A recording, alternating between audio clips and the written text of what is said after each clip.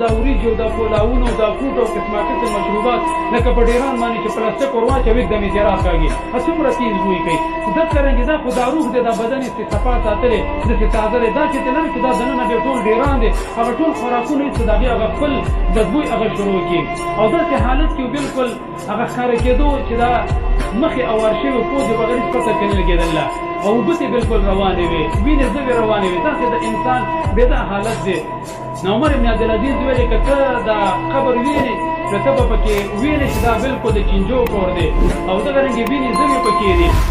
او بیا ویلې وتحترق الدیدان چینجه پکې اوړي راوړي ومع تغیر الرائحه بوی چې کوم د هغې بدل شوی سره د دې نه چې دغه انسان چې مزېدارې کپړې به اچولې په ځوانۍ باندې به مستي کوله یو څو ورځې زندګي ورته ملا شو په هغې باندې څومره مغرور و څومره ډاډه و الله سبحانه وتعالی زموږ عزتمند کوم حالت ته ورسو د دې وجې نه چې موږ او تاسو د زندګۍ په دې خړ خړ ژوند باندې په دې چندروزه زندګۍ باندې دوکه نه شو زموږ عزتمندو آخرت ته ټیم ورکوي خپل هر صلاحیت په آخرت باندې خرج کوي ځواني